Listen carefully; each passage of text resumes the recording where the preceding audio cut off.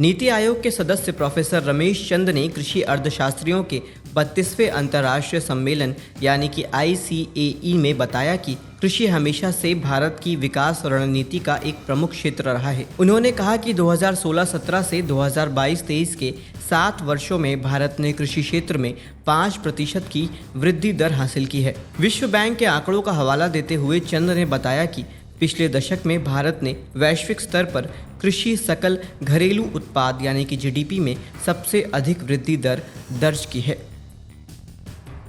बिहार में बाढ़ की तबाही ने हजारों किसानों को उनके घर से बेघर कर दिया और मवेशियों की जान ले ली। ऐसे में राज्य सरकार ने किसानों के लिए एक योजना की शुरुआत की है, जिसके तहत बाढ़ से मारे गए पशुओं को मुआवजा दिए जाने की घोषणा की गई है। सरकार के इस फैसले से किसानों को बड़ी राहत मिली है। इस योजना का मकसद किसानों को आर्थिक नुकसान से उबरने में मदद करना है।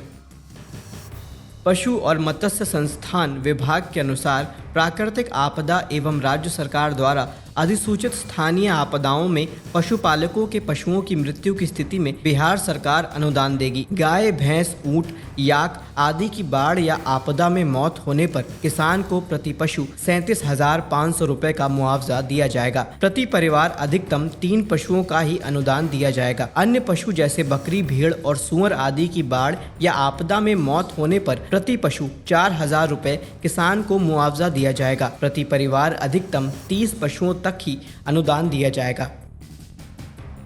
मिट्टी की उर्वरता और संरचना में सुधार के उद्देश्य से अंतिम जुताई के दौरान मिट्टी में 15 से 20 टन प्रति हेक्टेयर अच्छी तरह से सड़ी हुई गोबर की खाद या कंपोस्ट मिलाएं। कार्बनिक पदार्थ मिट्टी की संरचना, सूक्ष्मजीवी गतिविधि और पोषक तत्वों की उपलब्धता को बढ़ाते हैं। पपीता लगाने से पहले हरी खाद का भी प्रयोग किया जा सकता है। रोपण से पहले मिट्टी में प्रति हेक्टेयर 50 किलोग्राम फास्फोरस यानी कि P2O5 और 50 किलोग्राम पोटेशियम यानी कि K2O डालें।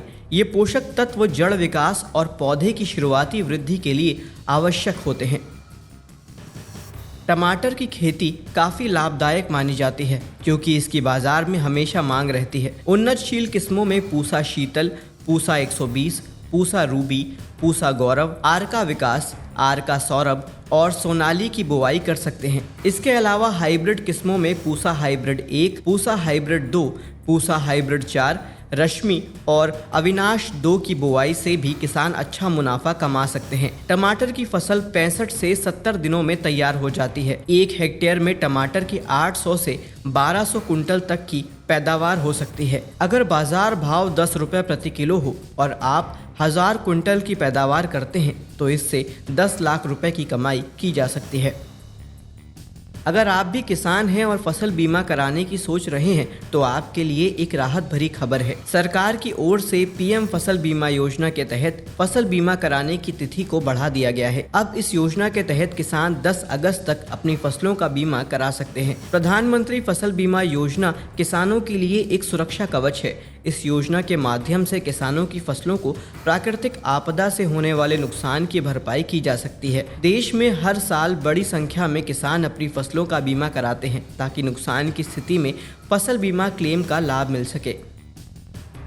अगस्त माह मूली की खेती के लिए उपयुक्त होता है। इस समय आप मूली की उन्नत किस्में जैसे पूसा हिमानी, पंजाब पसंद, जापानी सफ़ेद, पूसा रेशमी, रैपिड रेड वाइट टिपड़ जैसी अधिक पैदावार देने वाली किस्मों की बुआई कर सकते हैं। मूली की फसल 50 से 60 दिनों में पककर तैयार हो जाती है। 1 हेक्टेयर में मूली की खेती से 250 क्विंटल तक की पैदावार प्राप्त की जा सकती है। अगर बाजार भाव 10 या 20 रुपए प्रति किलो है तो भी किसान लागत निकाल कर 1.50 लाख रुपए की कमाई आसानी से कर सकते हैं।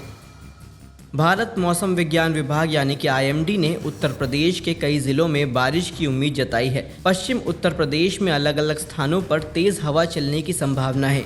इनमें सोनभद्र, प्रयागराज, ललितपुर, चित्रकूट, मिर्ज़ापुर, बांदा और गाजीपुर शामिल है। दिल्ली में बारिश के बाद भारतीय मौसम विज्ञान विभाग यानी कि IMD ने अगले 3 दिनों के लिए दिल्ली NCR में भारी बारिश की चेतावनी जारी की है।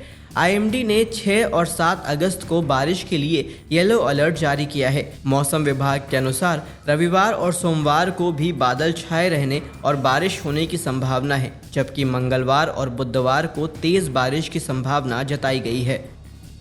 महाराष्ट्र की राजधानी मुंबई समेत कई शहरों में जमकर बारिश होने की संभावना है।